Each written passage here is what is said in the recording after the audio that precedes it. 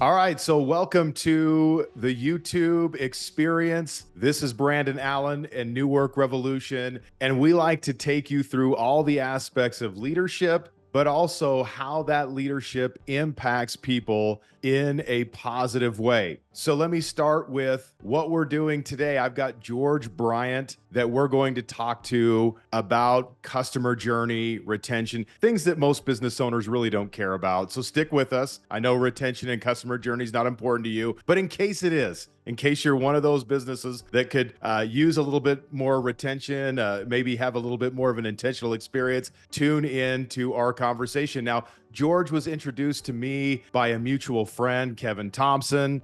We had the opportunity to connect and break bread. In fact, I just recorded a podcast with George, and my intention is to really do interviews with people that I know that I feel like can really offer value. So I love a lot of things about what George is about and what he's going to bring to the table. First and foremost, I love the work that he does. As you know, at New Work Revolution, we've talked a lot about total experience design and how, you can design a business by intention or you can design one by accident. Either way, you're going to have an experience. It just depends on whether or not you're a part of that experience or not. But George brings a lot of depth of experience in a lot of different ways. He's a father, former Marine, has scaled companies to astronomical heights, and continues to do great coaching work and support with people in this idea of customer journey and customer retention. And so you're going to want to get out a pen and paper, I promise you, and take some notes today on what we're about to talk about to help support your business and take it to the next level. So George, thank you so much for taking the time today. Oh, brother, it's an honor to be on this side after getting taken to church and humble pie listening to you yesterday. And so I'm so excited and honored to be here, my friend. Yeah, awesome. So I want to jump into what you're most excited about. Or I asked you a question and I said, hey, what is the thing that is hardest for people to wrap their heads around, or maybe perhaps the most controversial take or statement that you have? And you mentioned the 3 mistakes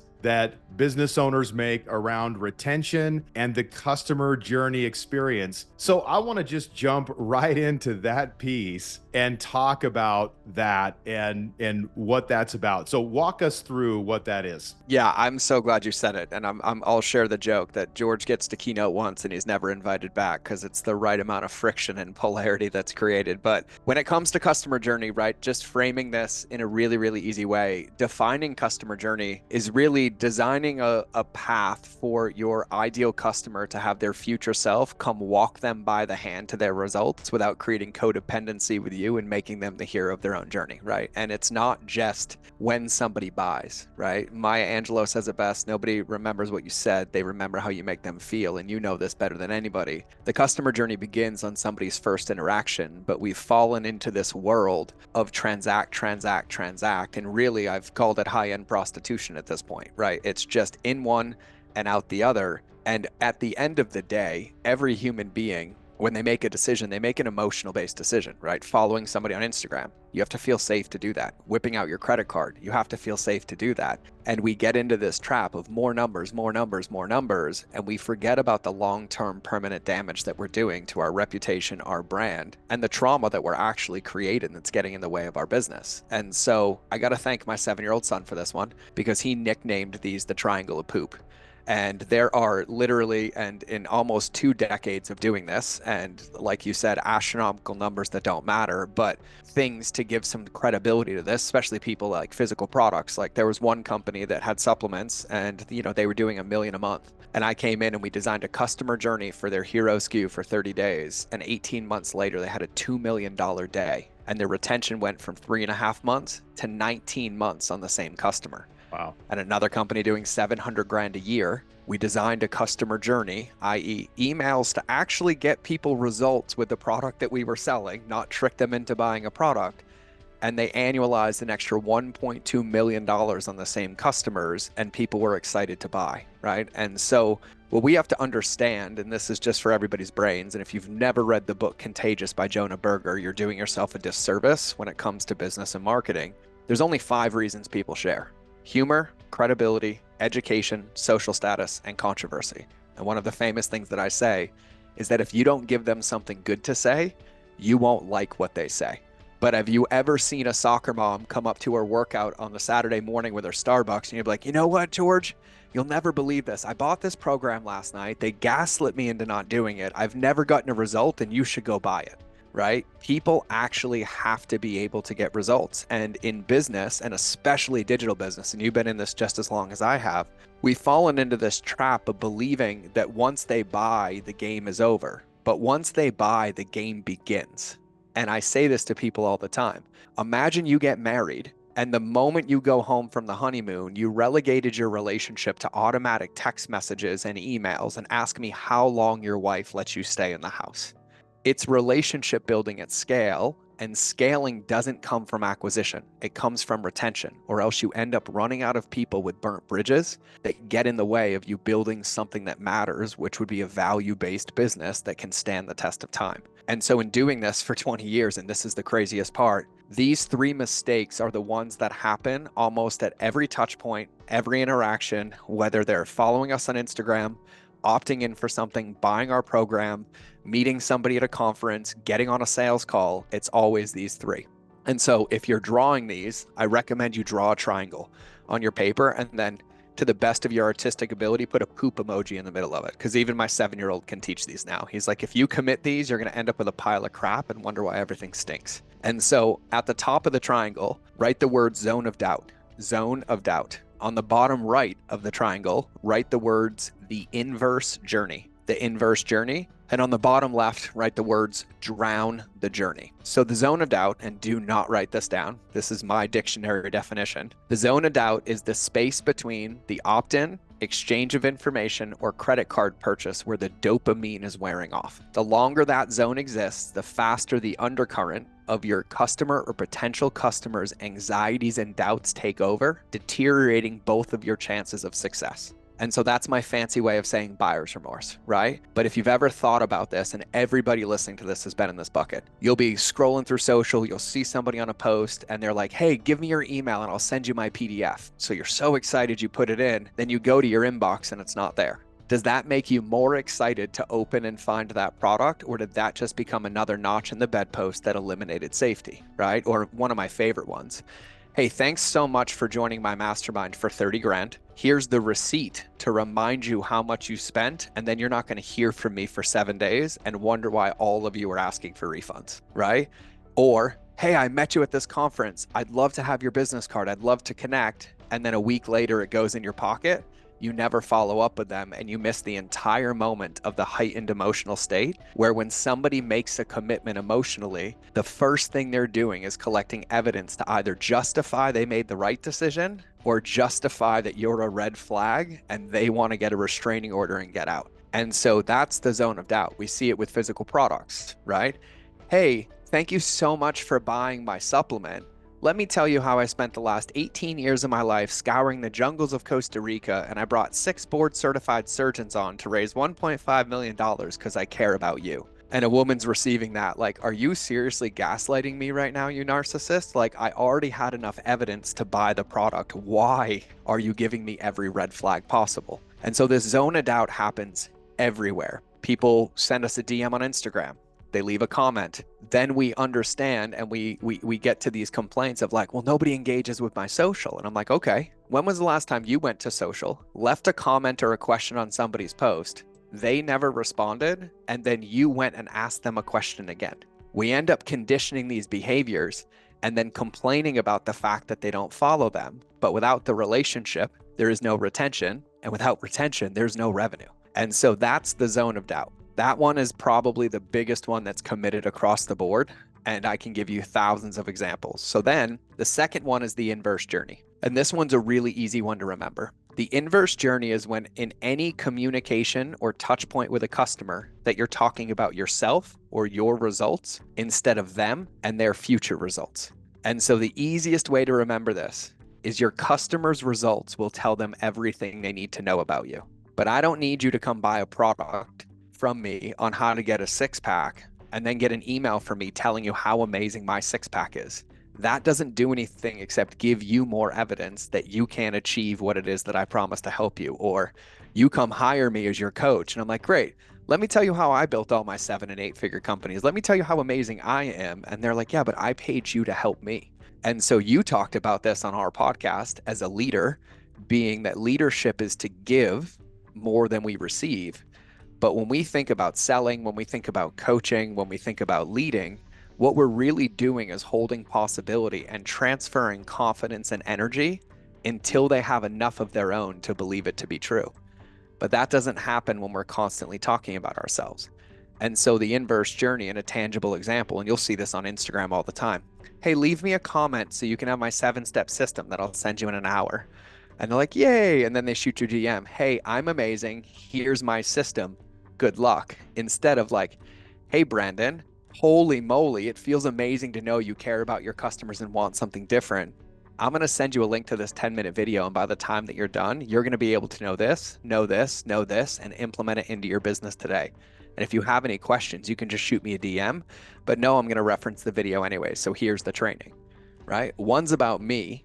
One's about you and what you're trying to achieve. And even from a personal development or NLP perspective, we know what people are looking for if they reach out to us, but they don't have the awareness or haven't become the person to get that result yet. So our job is to hold that space and possibility, but communicate in a way that they believe it's possible for them. So that's the inverse journey. And then the third one, and this is my favorite, is the drown the journey. And this one, everybody, myself included, completely guilty of. Hey, George, thanks for buying my course. I need you to whitelist my email, add this here, watch these 6 videos in the next day, and jump on your coaching call tomorrow. And then no matter what, we forget that soccer mom's sitting in the carpool lane or George is over here handling his kids. So then I open it. It's an overwhelming amount of information. Then I'm like, oh, I'll do it later. By the time I get back to, I get another email saying, oh, you got to jump on your onboarding call. I get on the onboarding call and then I'm gaslit for not getting it done. And they're like, why didn't you do it? You were such a failure. Well, here's an easy one to remember. Leadership, number one, is saying the same thing as many times as required till the last person gets it. The second thing that you have to understand is your message is only as effective as the recipient's ability to hear it, understand it, and implement it without you. And so the easiest way that I teach this example is if I have 2 clients walk into my office and they both want to lose 100 pounds in the next 12 months. Client A comes in and I'm like, hey, amazing job, Brandon. I'm so glad you want to lose 100 pounds. Here's your workouts, your meal plans, your gym membership, your camera, and your supplements. I'll see you in 12 months. And then client B comes in and I'm like, hey, Brandon, so good to see you, man. Like, I just want to celebrate the fact that you're here.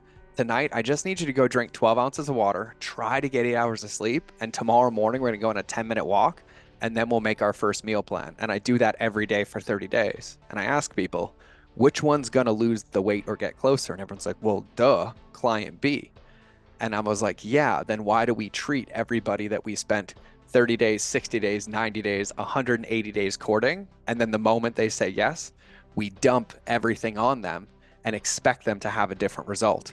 Yeah. And so one of the things that's really important, and I see this across the board with literally tens of thousands of entrepreneurs now, is we forget how far removed we are from our customers' before states and what it took for us to be able to build the momentum and habits and the beliefs to be able to implement those pieces. And so the easiest way to think about this, and you know this, if you have kids, you are the best in the world at building customer journeys. And I'll use my 7-year-old as an example. Every morning when we wake up for school, he wakes me up at 6 a.m. no matter what time he goes to bed. And we got to be out the house at 7:30.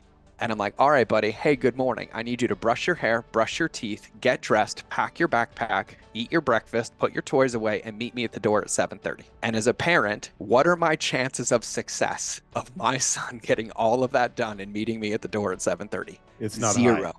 Zero. iPad will get turned on, Roblox will get open, he'll be outside playing with the cat and the dog, right? Yep. But instead, I'm like, hey, bud, good morning. Just like every morning, we got to leave in 90 minutes. We got to do the same things. Brush your hair, brush your teeth. All I need you to do right now is get up and put your clothes on and come upstairs while I make your breakfast.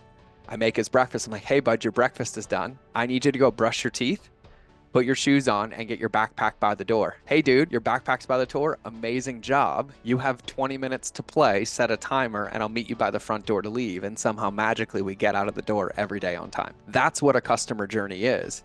And that's what leadership is. And so we forget that when it comes to the lens of business. But what we're really doing is we're helping people. And we know this in marketing. People are either moving towards pleasure or away from pain. Well, guess what? It's 2024. Everybody's moving away from pain. And when people are moving away from pain, their nervous system acts like they're in trauma and breakdown, just like a 6 or 7-year-old that doesn't have an inner dialogue or a paradigm. And so they need to be guided and led in a process that supports them. And I even remember a dear friend of mine, $500 million company. He would never let me see his program. He's like, George, I want your help. I'll send it to you later. I'll send it to you later. Finally, I got so annoyed, I just went and bought it. And I figured out why, because he's selling this online mastermind. And I got an email that was like 4,000 characters long. And I was like, I wonder why nobody's getting results. And he's like, well, what do I do? So I opened it up on my iPad and I just drew lines. And I was like, take this, turn it sideways, day 1, day 2, day 3, day 4, and allow somebody to build the momentum and confidence to be able to get to that result. And so the second book recommendation I make for everybody is Jonah Berger's second book called The Catalyst, and I'm going to be specific. To solve the drown the journey, you need to read the chapter on distance and reactance. Because in the distance chapter, just like with atomic habits, the more evidence that somebody gets, the more momentum they build and the more that they can commit to a new behavior or to a new change. But what tends to happen is they're like, hey, I want to run a marathon. And we're like, great, go run 26.2 miles right now. Instead of like, hey, let's go for a 10-minute walk.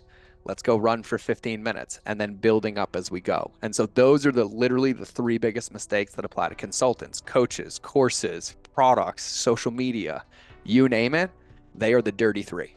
Yeah, I love that. So, man, there's so much there and so much good stuff just to remember about the journey. So I want us to talk about one thing that I know I've been guilty of and that I know a lot of people struggle with. And we talked about this before, you and I, empathy. Yes. It's so easy to have a few things happen. And Chip and Dan Heath talked about this in the book Made to Stick, right? The curse of knowledge. Yep. You know, I forget where someone is and things that I think are rudimentary and elementary could be groundbreaking to another human being. Or I let my ego get in the way. I start getting popular. And I remember when my coaching business started doing really well and I thought, God, man, I'm hot shit. I'm the man. Like, I'm really killing it. And then the minute I start thinking like that and talking like that, I start to disconnect from the people that I'm serving because it starts to become all about me and I stop focusing on them. So I'm curious for you specifically, how do you make sure that you overcome those obstacles? And I'm sure there's other ones I didn't even mention to ensure that you're remaining empathetic throughout this process. Yeah, I'm so glad you said it because I am just as guilty as sin. And the reason I teach this and I do this now is because when I started as an entrepreneur, I was brought up the wrong way. I was brought up in the transactions, the upsells, the downsells, but I couldn't figure out why I never slept at night and why I felt dirty to wake up and why I was afraid to see people. And it's because I was doing things for the wrong reasons. And so the number one mistake that I see people make is number one, they think there's a finish line. And this is for me too. And number two, the bigger they get, the more disconnected they get from the true bloodline of their business, which is the people that we serve. And so even when I teach this to my clients, I'm like, success looks like a Christmas tree. In the very beginning, you have the trunk of the tree, which is who you are, who you serve, and how you help them. And because of Parkinson's law, which is forced compression, you don't have time to have distractions or a social post that doesn't work. If something doesn't work, you just post it again. But then you get to this point where you have a little bit of space and you're like, oh, I want to scale. I'm going to add this. I'm going to add this. I'm going to add this. And you end up building the base of this Christmas tree out wide. But then you hit one of those magical plateaus, right? Typically around like 6 figures, 500,000, million, 2.5, 5, 10. It's predictable at this point. And you're like, oh my God, nothing's working. I want to scale. Let's add more. And I'm like, when was the last time you saw a rectangle Christmas tree? Oh, wait, never. You missed the point where you have to trim back to the trunk to what the core of what you do is, because without our connection to customers, we don't have a business. We forget who pays our bills, who pays our employees, who allows us to live in the houses that we live in and the cars that we drive. But as we get into the game of scale, everyone teaches this. Oh, scale yourself out. No, scale everything that gets in the way of being in a relationship with people. And so for me, I literally send 100 video DMs a day. I am on social more than I ever was before, connecting with people. How can I help you? How can I serve you? What's getting in the way? How's this feedback working? I do focus calls. Like even in my alliance, which is just my $100 a month mastermind, used to be 10 grand. I did a focus call last week. I'm like, dude, I've nailed this. I've been doing this for so long. These videos are amazing. You have everything that you need. And then I got to eat the biggest piece of humble pie that I've ever eaten in my life. I'm like, I'm about to go re-record 80 videos because I didn't think about this. I didn't think about this. I didn't understand that that might be overwhelming. And it's just like any relationship. The trap that we fall into is thinking that there's a finish line. Like the moment you think you think you've nailed your wife's on her way out. The moment you think you're a good dad, your kids are just having distance because there really is no finish line. Relationships are, yes, oh, made a mistake, recommit, let's go deeper. Yes, made a mistake, recommit, let's go deeper. And so is that the nature of business. And I even talk about this with iPhones, right? Like it's having the humility, like you talk about, to understand that the moment we think we know, we've fallen in the trap that's limiting us to where we already got and we can't get any further. And they're like, oh yeah. And everybody tries to do it perfectly and this one and done thing. And I used to do this in a keynote. I'm like, whoever answers this question, I'm going to give you a brand new iPhone, brand new one, right? And I would ask the easiest question. I'm like, what's 2 plus 2? First one. They're like 4. I'm like, great. You want an iPhone? They're like, yeah. So I'd pull out 2 of them. I pull out the iPhone 1 and the iPhone 15 Pro Max. I'm like, which one do you want? And they're like, well, I want the new one. I was like, yeah, but this one wouldn't exist if they didn't launch this one. And iterate and iterate and iterate and iterate and iterate. And that's the trap that we fall into. And so even when like I had a professional sports team as a customer, right? The basketball team. And they're like, George, I met him on a plane. He got the mistake of sitting next to me for 12 hours. I was like, great. Well, let me help. And he's like, well, we have 4 million Instagram followers. And like nobody engages. I'm like, aren't you a blue collar team? And he's like, yeah. And I was like, well, where's the part of like connecting with people? And he's like, yeah, we just can't fix this. You know, we get like 3 comments. So I gave them 2 pieces of advice. I'm like, number 1, go respond to every single comment that somebody leaves. And number 2, anybody who likes your post, go to their profile and leave a comment on one of theirs naturally. And in 2 weeks, they went from 7 comments a post to 7,000 comments a post because they didn't allow themselves to be disconnected from the people who they serve and support. And so you have to keep yourself on the field where the people who are funding your business, who are supporting your business, who are keeping you in business live so that you can always have that muscle flexed. And it's like, if we want to get stronger, we go to the gym.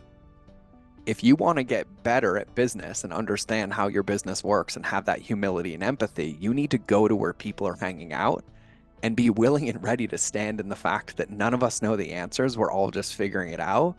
But the faster you dive in there, the faster you can make those iterations. And so for me, we've designed the whole business to make sure that the world holds me accountable to what I teach, because there is so many easy ways to get on my calendar, to give me feedback, to call me out, to be like, this isn't working and this isn't working. And it gives us this unlimited roadmap of like, oh yeah, we can make that better. We can make that better. Oh, I can do a better job there. And I think it's the same thing culturally. Like when you talk about leadership, it's also empowering that into your team, knowing that they're the front lines to connecting with people. But our customers aren't the ones who are just buying our products. Like my whole philosophy in business is our job is not to find our ideal customer, it's to create them. And it's just a matter of when they become one, right? There's 82 Delta flight attendants that have a pink diaper bag that I make. Every coffee shop in this valley listens to my podcast because I coach them every morning. I'm like, hey, what are your dreams? What are your goals? What do you have here?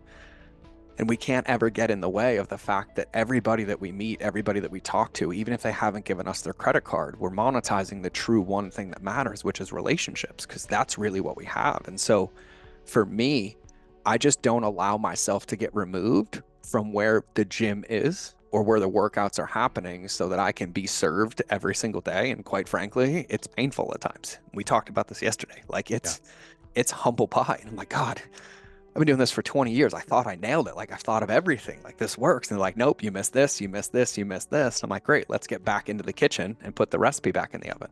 Yeah. Oh man, that's so here's the thing that you said that I want to spend a little bit more time with. You talked about scalability and removing everything that gets in your way of having relationships with others. I love that.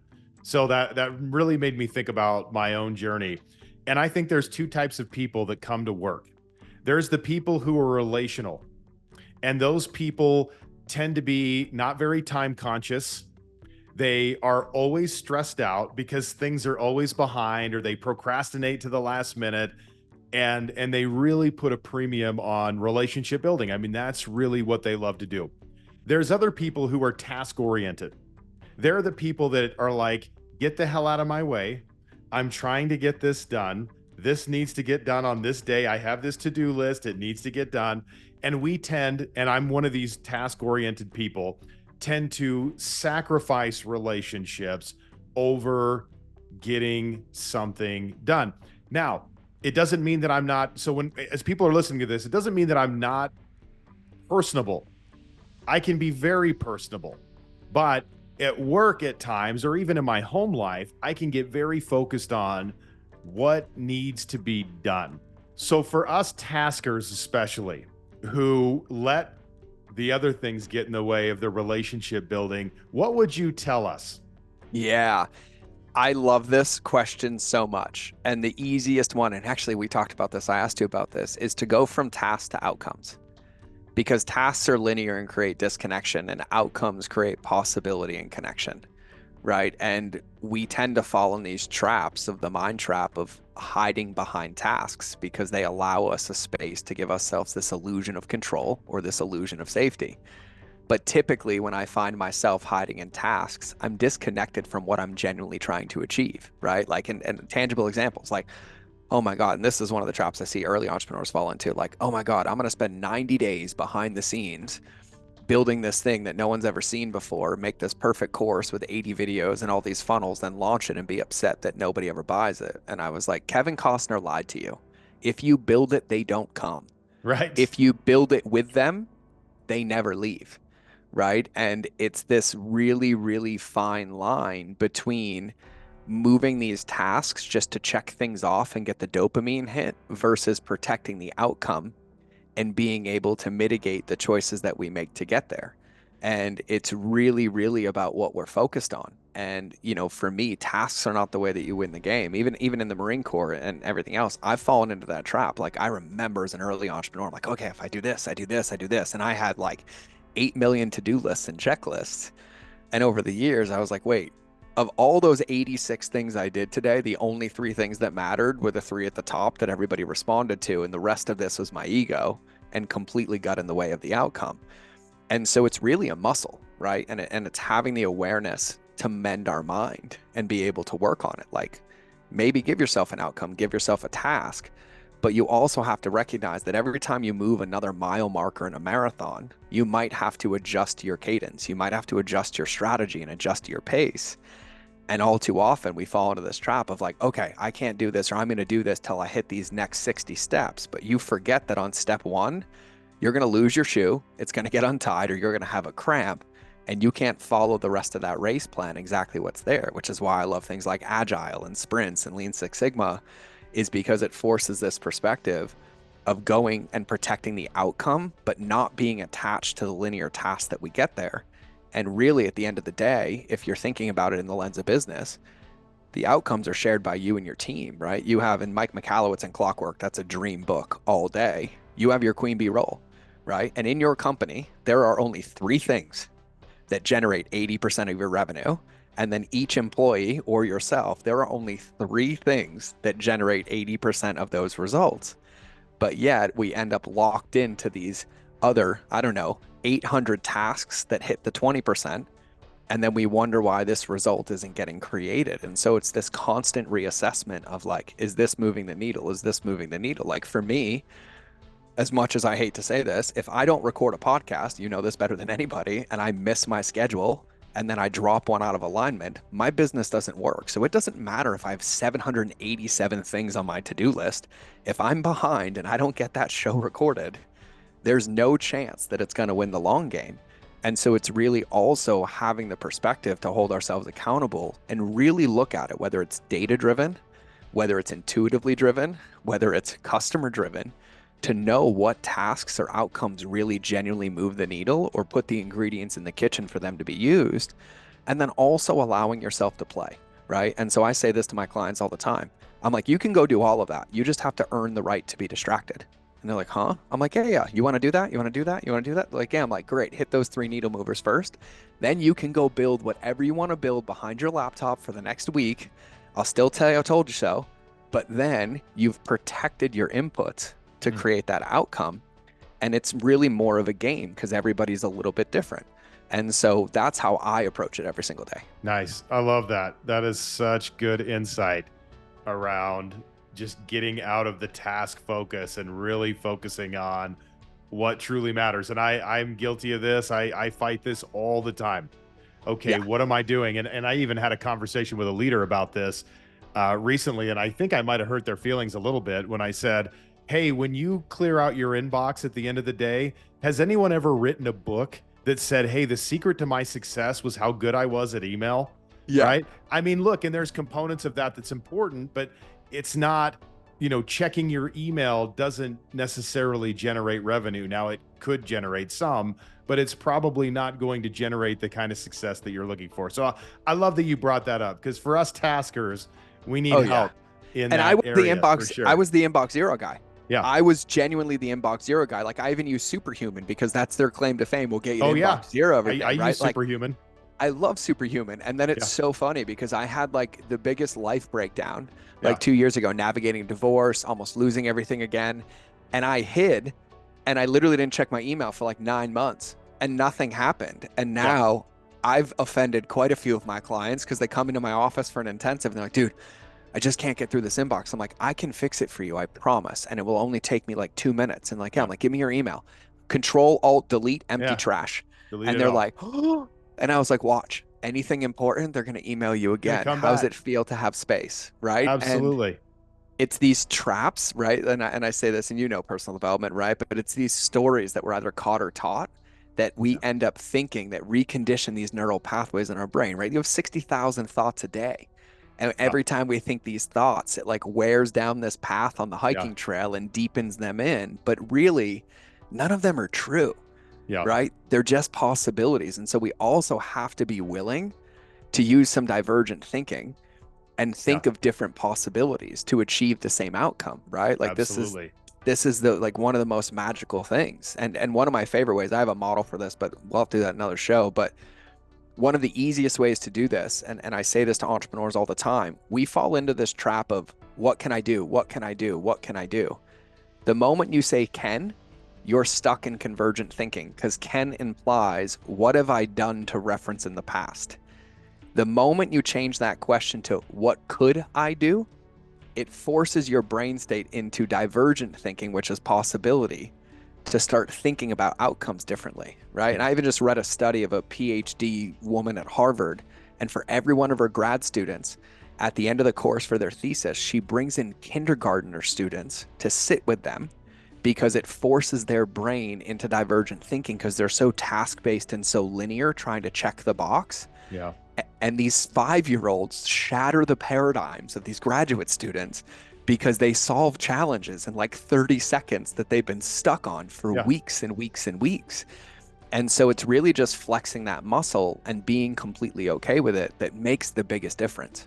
Yeah. I love that. I always say for new employees, I tell people get all the input you can from a new employee because within 6 months, they're going to be just as stupid as the rest of you, right? They're Yes. going to Yes. they're going to adopt all the dogma. This is the way we've always done it. This is how it's done here. All the Hmm. stuff that honestly, when you're talking about creating a growth organization that's open to change, just completely kills that vibe. So yeah, I love that story. That's great. So let's spend just the last few minutes here just talking about your leadership. And so much of creating a customer journey is about intention and just really thinking through, who am I talking to? What might they need in this moment? I'm curious for you in your own leadership. What are some of the keys or tools or tips, things that you do to ensure that you're intentional just in the way that you show up as a leader? And this could be at work, it could be at Yep. home. Tell I me what love that looks like. I love this. And I'll frame this really, really easily because I love this question. And it really genuinely has been the biggest breakthroughs in my life. The way that I explain this to entrepreneurs, particularly, is that if we owned a football team and we drafted Tom Brady for the Patriots, right? Because I know Tom and grew up over there. And we wanted him to win a game. We would never let him get on the field in slippers and pajamas and expect him to win that game.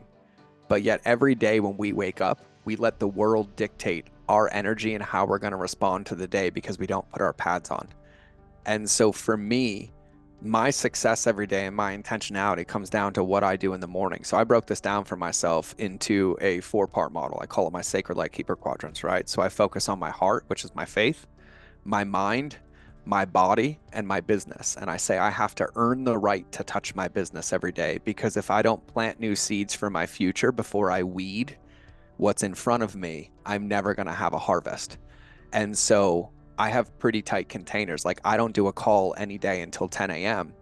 But by 7 a.m. every day, I've been in my Bible, I've moved my physical body, and I've intentionally stretched my mind with personal development, with scripture, with an exercise. And I don't allow myself to do my critical tasks in the business until I've decided and given myself evidence on who I'm going to be that day, so that when I walk into a forest fire or a bankruptcy or an ad account getting shut down, I can take a breath and not internalize it and have clarity to be able to work through it. And my friend Alex Sharfin says this better than anybody. And he says, you don't have the business you want because you haven't become the person to run it. And knowing how our brains work in your reticular activating system, the truth is in the hardest situations in our life, the information in front of us never changes, just our perspective on how we look at it and how we manage it. And so that comes down to intentionally putting ourselves in a place where we're able to see it for what it is neutrally, instead of internalizing it and making it our identity. And so every morning I wake up, and this is the secret to my model.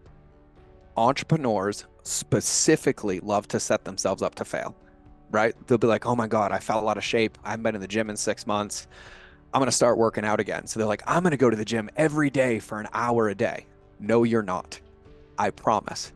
You're going to go for 6, you're going to miss a day, and then you're going to give yourself a backdoor out to not be consistent, and you collected more evidence for the pattern. And so in my model, every day, I write down one behavior for my heart, which is, for me, reading my scripture. For my mind, it's 15 minutes of intentional consumption of something to help my mind. In my body, it's sweating.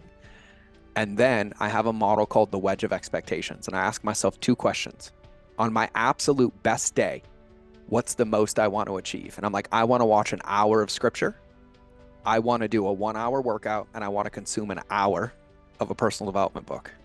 Then I ask myself the most important question. On my absolute worst day, when I walk out of the house, my dog gets run over, my wife leaves me, and somebody sues me, what's the minimum I can commit to protect my progress in the future, regardless of how I feel? Because commitment isn't feelings, and that's my floor. And so for every behavior I have my floor, which is a minimum of 5 minutes of scripture, a 10-minute walk outside, or 5 minutes of reading. And I have my ceiling, which is the ideal.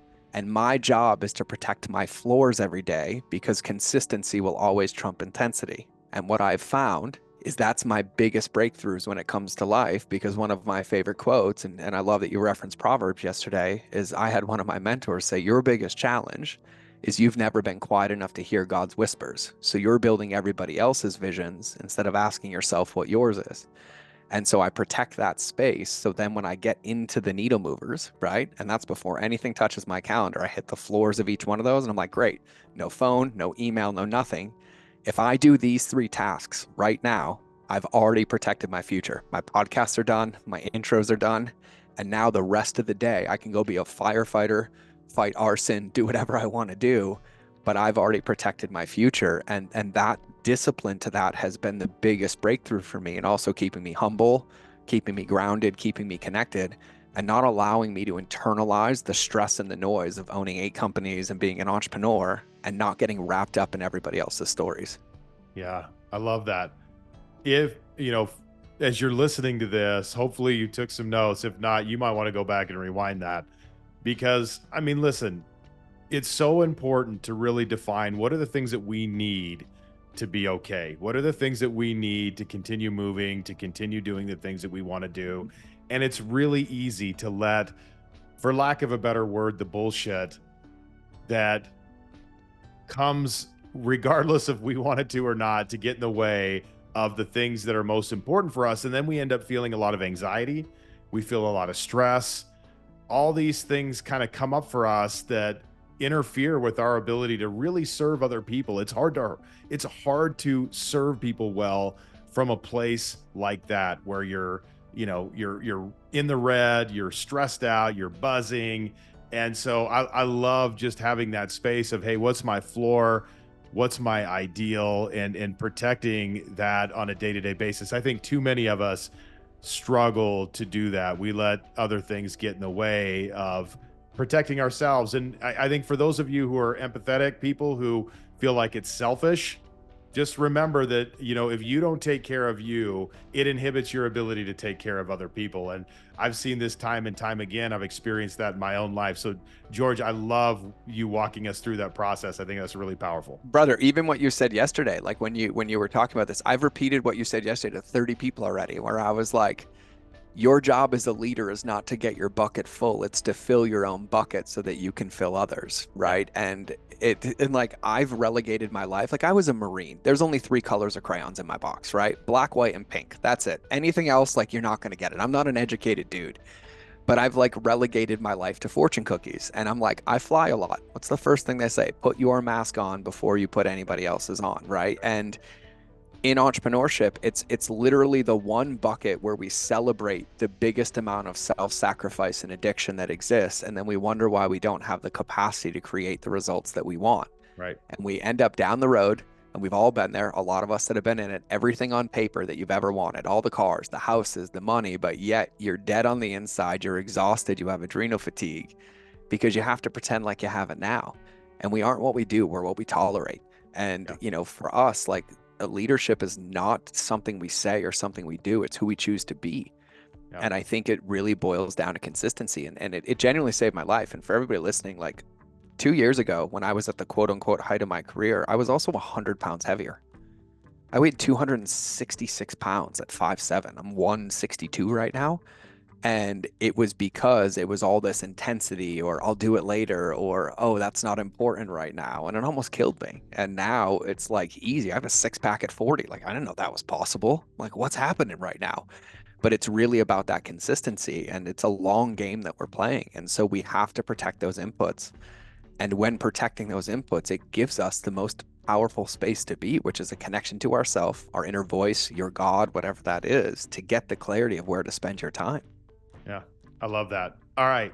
So what didn't we talk about that we should have? Oh, man. I do have one open loop, because you said something earlier when I referenced that dream storming model about what could, and you talked about being task-based, right? And really, I have to give Disney credit for this, but there was this model that they made, and I teach this now and I changed it, but I can explain it pretty quickly. But it's how they built Disney in Florida, right? And you're going to imagine, like, 1940, Walt Disney's like, I want to build this magical castle with underground swamps and animatronics and robotics and all these things. And most people don't know that, like, Disney invented and created robotics. They invented the technology to drain swamps. They invented the technology to create underground tunnels and systems, in which is like entrepreneurship. But I can explain this relatively quickly. And I have a podcast too on this, which we can reference. But the reason it's so powerful is because there's only 3 states that the brain operates in naturally. And the 3 states are the dream state, the builder state, or the protector state, also known as the critic. The dreamer, these are the visionaries of the world, right? Like, every single time something comes up, they can tell you with the most beautiful picture what it's going to look like. We're going to go here. It's going to be magical. We're going to go here. Then you have the builders, and every time they hear an idea, their first thought is, yeah, but we got to do this, we got to do this, we got to do this, we got to do this, we got to do this. And then the third one, the reason I call it the protector is most people call it the critic. And you know that you have this on your team. You'll bring up an idea, and the first thing that happens is like, we can't do that, we can't do that, we can't do that. But what we fail to recognize is the critic's job isn't poking holes. They're protecting the vision, because they see vulnerabilities because of their perspective and purview, right? So this tends to be a lot of like analyticals, numbers peoples, engineers, things like that, that think in that system. The reason this is so powerful is because the brain can't operate in 2 of the buckets at the same time. It's one or the other, right? And they're natural buckets. So my core team, there's 1 dreamer, 1 builder, and one protector, because the combination of the three of us ensure that we look at every possibility of every idea to get something to fruition. And this actually saved my marriage, by the way, because in our marriage, my ex-wife was the dreamer and I was the builder. And I'll tell this story in 30 seconds. She wanted this dream horse trailer for all of our show horses, waited 6 months to get it. So I was like, oh yeah, it showed up at the house. And I was like, oh, she's like, it's here. I'm like, oh, I can't wait to see it. I come home before I even look at it. She's like, oh my God, babe, you'll never believe it. I found another trailer I want. Me, as the builder and the critic, when I'm triggered, was like, what do you mean? I just bought you one. It just showed up. Right. And we ended up in this massive fight. I had to go sleep in a hotel for 2 days. And then I came home and I was like, hold on, let me guess. You were talking about 5 years from now, weren't you? And she's like, yeah, once I had it, I got clear on like what I wanted in the future, but we were speaking two different languages. So we Right. even instituted a rule in our relationship in every conversation that before we communicated, she's like, hey, do you have the capacity to dream with me right now? And I'm like, oh, I totally do. And my brain went to, I don't have to ask how to build it and I don't have to poke holes in it. I just get to be in the dream. Yeah. And then when I would ask her for feedback, I'd be like, hey, I know you can solve this, but I actually need some help in the actual how. Can you help me think of ways to build this? And we agreed to these mutual dance floors. And the most important part is the state changes. But any idea, any vision, any project, any meeting, you need the ingredients from each one of them to be able to execute the vision. That's how they built Disney. It's how Elon built Tesla with the roof panels and the solar panels and launching the thing in space, right? All these different things. Mhm.